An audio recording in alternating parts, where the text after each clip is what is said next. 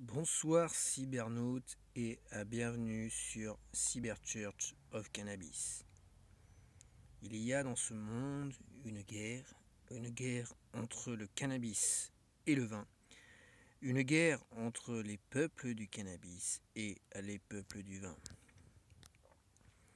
Un jour, bien avant les temps de l'origine, les hommes m'ont abandonné. Ils se sont tournés vers d'autres Elohim. Donc la mort, cybernaute, c'est le champignon. Il y a plusieurs antéchrists. Et ces antéchrists, ce sont les champignons. Ce sont les hommes soumis aux champignons. Ok ? Donc les médicaments, ce sont les champignons. D'accord ? Les médicaments, ce sont les champignons. Ok, ça c'est ce que nous avons vu dans la symbolique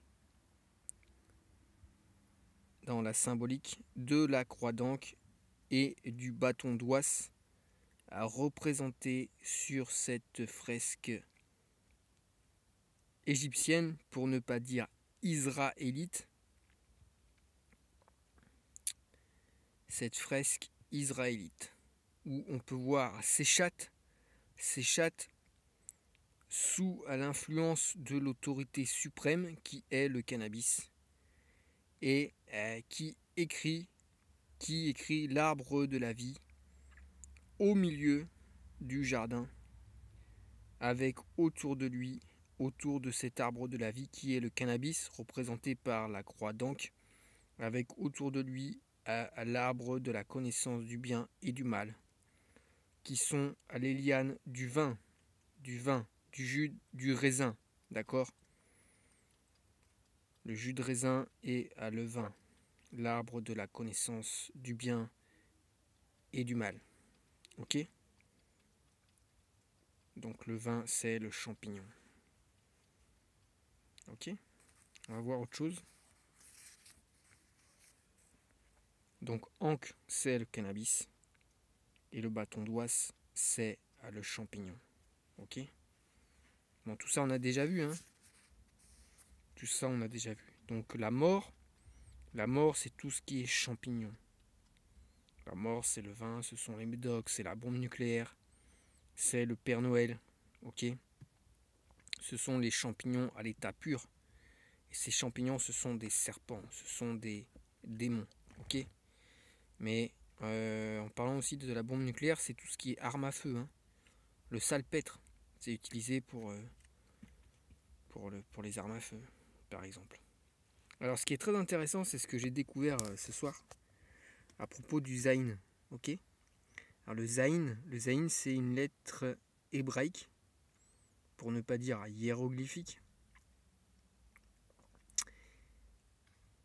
Et il est associé, il rappelle, ça nous dit, le zaïn est le caractère hébraïque qui rappelle le sceptre Ouzer ou Oise du dieu Ptah, d'accord ? Le bâton d'Oise, symbole de puissance créatrice et du souffle divin. Il comporte la lettre Z, comme le zaïn hébreu. Le signe Z égyptien se retrouve dans le petit hymne à Aton, d'accord ? On peut voir le bâton d'Oise. Et ce qui est intéressant, c'est ce qui est écrit ensuite. Le nom Ouzer égyptien a la même racine que force. Force, ça c'est un truc qu'on verra plus tard en hébreu. Mais la force, on peut l'associer à la force démoniaque.